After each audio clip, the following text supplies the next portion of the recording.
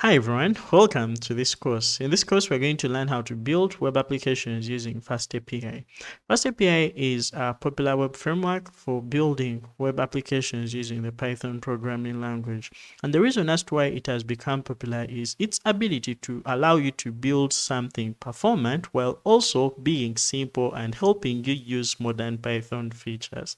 In this series of videos, we're going to look at the different aspects of this framework while also looking at how we can use them to deliver features on a simple web application. So I have the source code that I'm going to link down in the description for all the chapters that we shall be having in this playlist. With it also comes a companion website that is going to help you to navigate through the chapters that we shall navigate through in this course.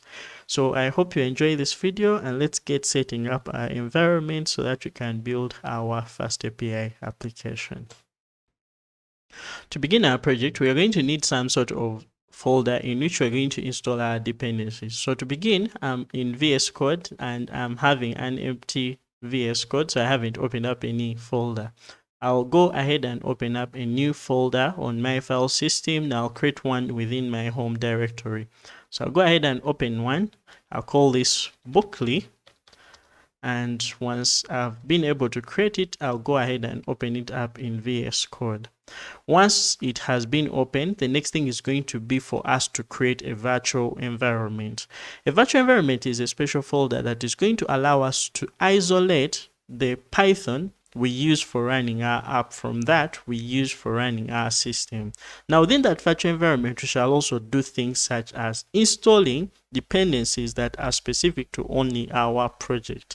This is very useful as it is going to prevent us from having to have dependencies collide with those that are within our system-wide installation of Python. Now I've talked a lot, but this is what happens. On a system such as one running Linux, you are going to have a Python installation installed system-wide, and this is maybe going to run things like system utilities. Now that may also have its own Python dependencies that may be the same that you run on your project. Now when you go ahead and install these dependencies, they may conflict with those that exist within your system, and that may be problematic. But when you have a virtual environment, you can keep track of the dependencies for your system and also use only those that belong to our project. So to begin, we're going to use Python's virtual env module to create our virtual environment within our directory.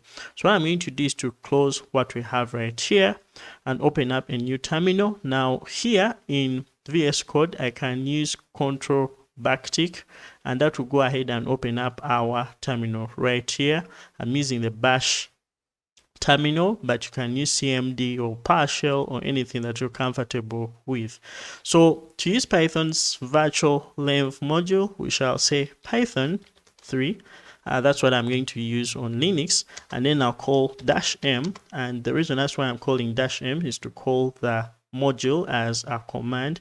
In this case, the module is going to be venv, and then I have to specify the name of the virtual environment. In this case, that's going to be env, but you can feel free to call it app env or anything, as long as you're going to remember the name of your virtual environment. So once I've been able to create the virtual environment, it's going to create a new folder right here. This folder is going to have a different structure depending on which operating system you are on. If you're on Windows, you are going to have something with env and then scripts and then other folders. But then if you're on Linux or Mac OS or any other Unix-like operating system, you're going to have something with a bin folder. Now this bin folder is where we're going to have various executables that are going to help us run various commands. And in this we also see that we have pip, we have Python, we have Python 3, which is going to be the executable or the interpreter that's going to allow us to run our Python within our virtual environment. So for now, if we confirm with which Python 3, sorry for this, so this is going to be which Python 3, we shall now see that this is the system-wide installation of Python, which is user bin Python 3 or USR bin Python 3. But when we activate our virtual environment, then we shall see that the Python we shall be using is going to be one that's specific to our virtual environment. So let's go ahead and activate that. So on Linux and Mac OS, you are going to activate your virtual environment with source env bin and then activate. So that will go ahead and install or activate our virtual environment. And once our virtual environment has been activated, the moment we run which Python 3, then we shall notice that this is going to be showing us the version for the Python 3 that we have within our virtual environment. So we can also go ahead and confirm with Python 3, and that will call the interpreter that we have within our virtual environment right here. So now that we've successfully installed or created our virtual environment and also activated it, we can also see our version here. So depending on your terminal, I'm using On My Bash to decorate my terminal, but this is going to also have an indicator on your terminal that shows that your virtual environment is activated. With that out of the way, let us go ahead and now install FastAPI. So to install FastAPI, we are going to use pip, but the pip we're also going to be using is one that's going to be found within our virtual environment. So we're going to do that with pip install or pip3 install FastAPI, and that will go ahead and add FastAPI to our virtual environment. Now keep in mind that on Windows, the command for activating your virtual environment is going to be a little bit different because the folder structure for this is going to be a little bit different as they are going to have different names. So our FastAPI has been installed. Now let's go ahead and confirm our installation. We can go ahead and run Python 3. And inside here, we can go ahead and say import FastAPI.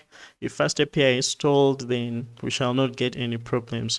We can also have the FastAPI CLI to confirm whether our FastAPI has been installed. Now, whenever we install FastAPI, we are also going to have a version of the FastAPI CLI installed. So to confirm whether that has been done, then we are going to run FastAPI. And just in case we get any output, then that shall also confirm that our FastAPI has been installed. So for now, we've successfully installed FastAPI and created a virtual environment and set up our project. In the next video, we're going to look at how we can build on top of this to create a simple web server.